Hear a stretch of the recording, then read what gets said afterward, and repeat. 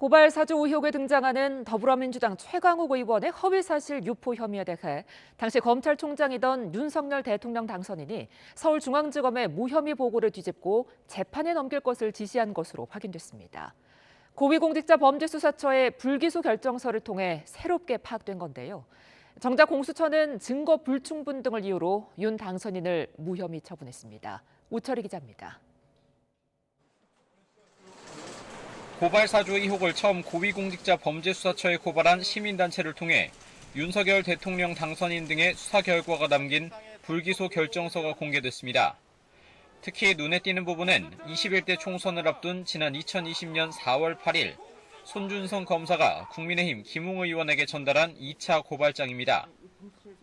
해당 고발장에는 더불어민주당 최강욱 의원이 조국 전 법무부 장관 아들에게 허위 인턴 확인서를 발급해주고 실제로 인턴 활동을 한 것으로 언론 인터뷰를 했다는 허위 사실 유포 혐의가 담겼는데 같은 해 8월 국민의힘의 전신인 미래통합당에 의해 실제 고발로 이어졌습니다.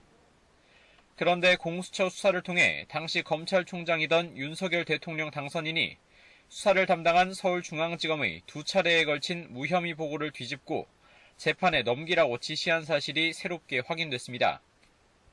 대검찰청 공안수사지원과장과 공공수사부장을 통해 총장님은 기소 의견이라는 지시가 잇따라 중앙지검에 내려왔고 공소시효가 만료되는 날에 맞춰 기소가 이루어졌습니다.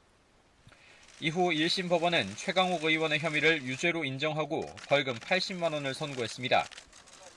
공수처는 또 검찰총장의 눈과 귀로서 손준성 검사가 근무한 대검 수사정보정책관실에서 정치 유튜브 반응을 정기적으로 모니터링한 사실도 불기소 결정서에 적시했습니다.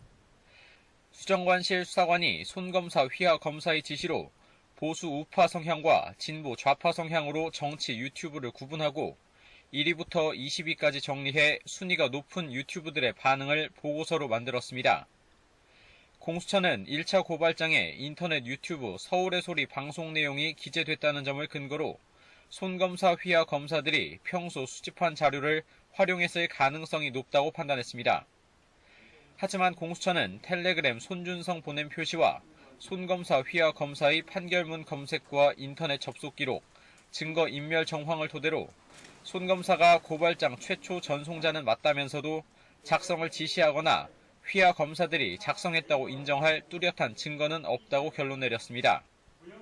윤 당선인과 한동훈 법무부 장관 후보자 등은 손 검사의 공범이라는 점을 전제로 고발됐는데 마찬가지로 증거가 없다는 게 공수처가 밝힌 불기소의 이유입니다. YTN 우철입니다.